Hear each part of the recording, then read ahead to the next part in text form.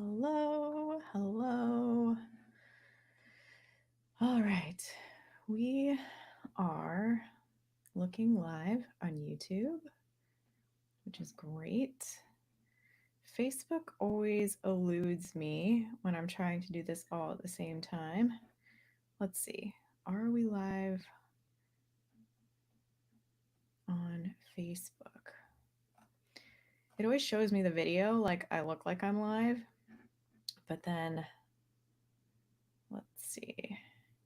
And then LinkedIn is brand new to me. So let's see here. Here we go. I think we're also live on LinkedIn now. I also now have an echo on LinkedIn, which is super fun. I'm going to mute that. All right, bear with me, guys. I think this is all working. So, for those of you who aren't aware, all right, let's see. Let's start live over here. Okay. Let's see. I'm making an attempt today to go live on multiple platforms all at once to see if we can catch all the things. For those of you who don't know, I feel like a lot of other people have teams to kind of help them figure out this stuff out.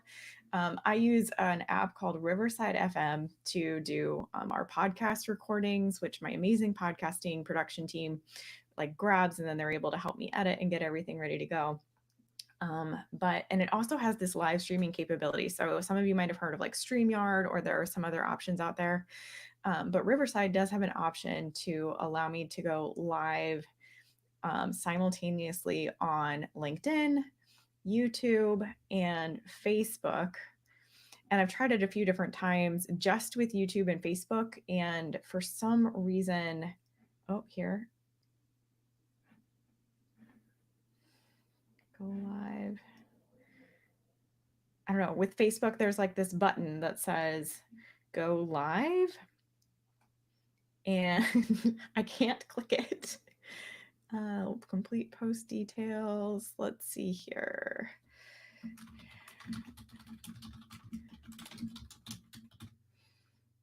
Description is required. Let's chat about remote fittings. Yay. Save. Okay. What else do I need to do here? Okay, now I can hit the go live.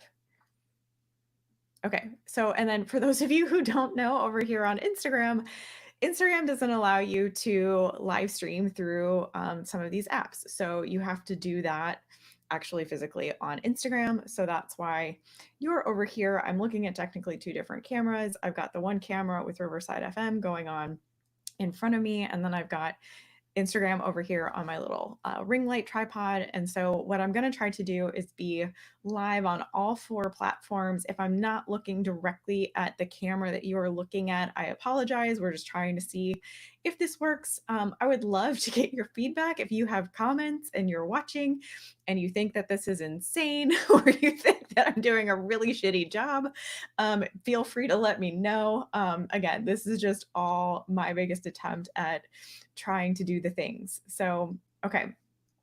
Today, I wanted to talk a little bit about a controversial topic that comes up in the apparel industry quite a bit.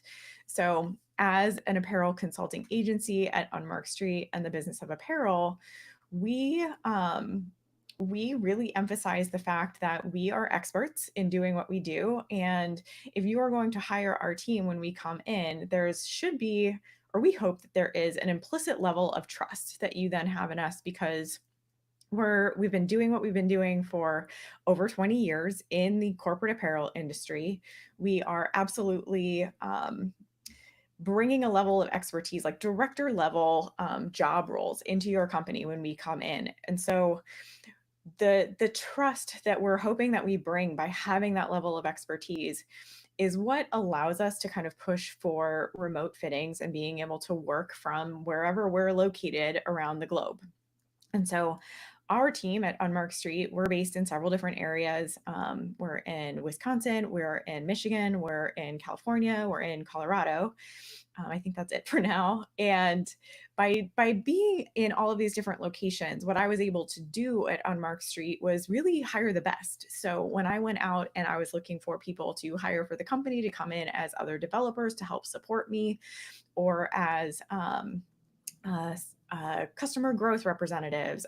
We also have marketing people and sales people, and we have, oh good lord, we have a social media team. We have our podcast production team. So there's a few other places that are then located across the U.S. And by being open to having them be remote and having them be all over the US and not requiring us to all be either in an office together or all be kind of co-located, I've been able to really be picky about who I want to bring onto the team because I can hire basically from anywhere. And so that has really allowed us and me to offer the high level like of reliability and service and technique and work that we do at Unmarked Street. So because of that, we run remote fittings, which is something that I've gotten a lot of really pointed feedback on over the last couple of years, and a lot of it is really harsh. There are quite a few people out there who believe that remote fittings are not doable. They don't think that they work, and we're starting to see more and more companies even emphasize the fact that the new people that they're hiring for their teams must be co-located to their office. And we are seeing a lot of apparel businesses really mandate back to the office. And so, you know, in 2020, when the pandemic hit and we were all asked to go shelter in place and we were all sent home and we were working from home for a year or a year and a half, depending on what brand you were at, we had to figure it out, right? Like if you think back to that time at your company, there is almost zero chance that you completely stopped doing fittings. There's just no way that you would have been able to continue doing your job, continue running your brand, continue making great product if you weren't doing fittings. And so we all had to figure it out. And there are definitely some tips and tricks that I have on how this works best. But there was a very fast switch back, I think, from a lot of management who and there are all of these different like reasons and all these different discussions about why certain managers are asking people to be mandated back into the office. And I'm not going to go there because I know that that gets even more controversial. I want to stick with just remote fittings today. But I really challenge the fact that fitting and making apparel product can only be done by all of you being in the office together. And so I'm going to continually kind of go through here and see if we have any comments or questions, because I know that these are things that we could definitely be chatting about. If you have any comments or questions and you think that this is a terrible idea running remote fittings, I'd love to hear from you. You can definitely put comments into the live stream here, and I'll do what I can to answer everything as we're going. But at Unmarked Street, as we've continued to do remote fittings, it's been a really interesting exercise for us because we have actually seen a couple of things improve drastically by insisting that we fit remotely. And number one is our pre-fitting processes. So last week, if you're following us on social media on any of these platforms, you definitely probably saw our pre-fitting video and our blog post. And if you are signed up for our cutting edge newsletter, you got the insider scoop on not just how to run a pre-fitting as a technical designer, but how your entire team should be doing pre-fittings. And what we've seen is that all of this prep work, these pre-fitting processes that we go through at Unmarked Street, really help us be extremely dialed because we know that because we can't all be in the room together, we have to have our shit together before we even get into that Zoom room or get on Google Meets or whatever platform you're using to do video chat. And so we have everything all set up. We've got samples measured and like thoroughly evaluated to the point where like we know everything about this garment before we're even going into that meeting. We've got costing really dialed. We know all of the details about what's going to be happening with like how much money do we essentially need to get out of this piece so that it hits our target costs and we're going to be making healthy margins on it. All of those details have to be checked off before we even get into the room so that we're not scrambling. And like if we're in the room together, like traditional fittings, the way that they've always been, the way that, they were before 2020, every time I was in the room, there would be a question that would come up and someone would have to say, I'm going to have to look that up, or I don't know, or we're going to have to find out later, or let's have that discussion right now while we're in the room. And it creates this meeting creep, right? So we end up in these fittings that last hours. And what we're finding is that by having our pre-fitting stuff dialed and done because we have to, these fittings are lasting anywhere from just 10 to 15 minutes, which is really huge. Like that's so huge to take a fitting that would have maybe taken 30 to 45 minutes before and cutting it down by 2/3 of the time. So we're saving our teams and our clients an excess amount of time by doing remote fittings because we're required to have our stuff together before we get there. The other thing that we're also seeing is just efficiency. And so all of this is leading to more time back to you, more time back to us, and faster turnaround for all of your comments to get back out to your factory. Traditionally, where we would have those 30 to 45-minute fittings and we would have everybody in the room and there would be all these extra discussions, sometimes we wouldn't be able to get to everything, right? Like you'd maybe have 6 prototypes in this fitting and you need to be able to get to all of them so that you stay on time with your factory schedule.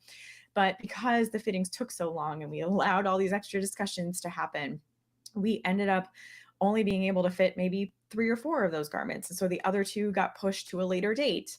And so we're starting to see the elimination of that. And we're starting to see things just move so much more efficiently and faster.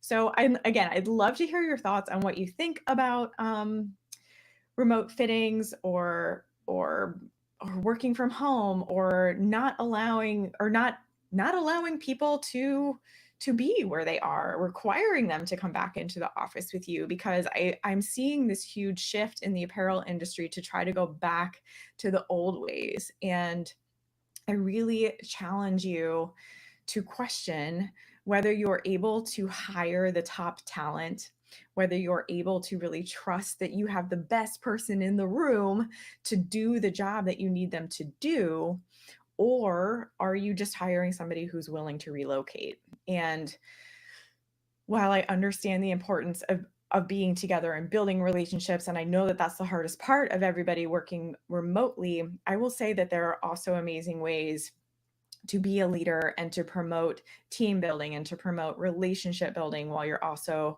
being a remote team. I would say at Unmarked Street, we have a really healthy and a wonderful team dynamic. I check in with my team all the time, and I'm constantly asking them, like, what can we be doing better? I think one of the things that they really love is that we are constantly evolving. We are constantly learning more about each other. We are constantly becoming more and more of a team, but it's not at the expense of them having to move away from home. Like they are definitely having the ability to stay where they want to stay. They get to live near their families. They get to live in places that don't cost as much as it costs to live in California. Like if I asked everybody to move to California to co-locate near me, it would cost an awful lot of money for all of them to make that relocation, to pay rent, to pay for groceries out here, to pay for gas out here. All of that is just, it's a huge ask. And so for me to be able to figure that out and for us to then see advantages to running remote fittings is just something that I really want you to consider and to think about and ask yourself if it would be worth considering remote fittings so that you truly do have an expert in the room and you have someone in there who is able to really get you the help that you need without you even thinking about it. So again, just some thought. Like I just wanted to kind of provoke some thoughts there today.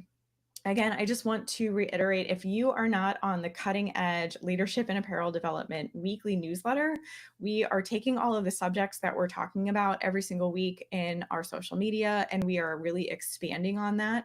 So just for our subscribers to the newsletter, we're giving like the really deep insider information every single week on the topic that we're discussing. So if you're interested in getting on that newsletter so you get the best of the best information from us, then you can go to thebusinessofapparel.com and you can sign up for our newsletter there. We also have a new workshop coming up. So in February, we launched our brand new workshop, Secrets Behind the $1 Billion Apparel Brands. And we had some amazing attendees come to that session. Waving at you, Haley. Hello. So glad that you were there. And so what we're kind of doing is taking some feedback from those sessions. We did have a couple people say that they really wanted to be more hands-on during those sessions. They wanted more time to work in the line planning spreadsheet with me so that I could kind of help them actually build out what they're doing. And so we are going to be doing a brand new workshop. It is going to be a 4-day session. So from 12:30 to 1:15, just 45 minutes for 4 days in a row, from Monday, April 8th to Thursday, April 11th.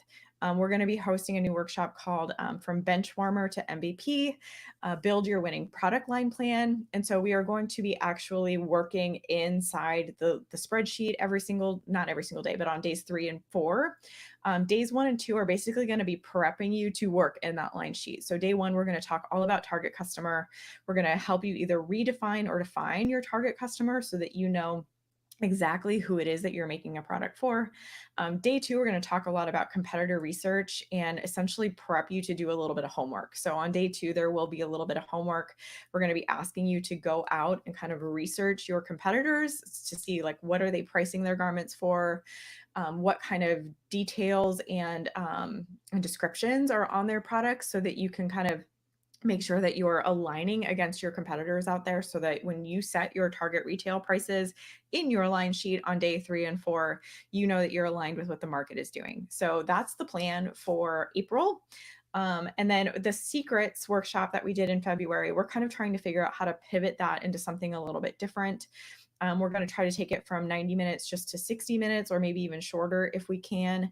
And because that's the best way for you to kind of learn me and get a free chance to figure out like how I teach, how I talk, like what are my mannerisms, what kind of subjects do I teach about in the Business of Apparel online course, because that's the best way for you to kind of learn about that. We're going to figure out how to get that out in a slightly different way. We might be doing it more often, like on a regular cadence. Right now, we're kind of talking about maybe setting aside every other week to do that workshop so that you could come be with us whenever is most convenient for you.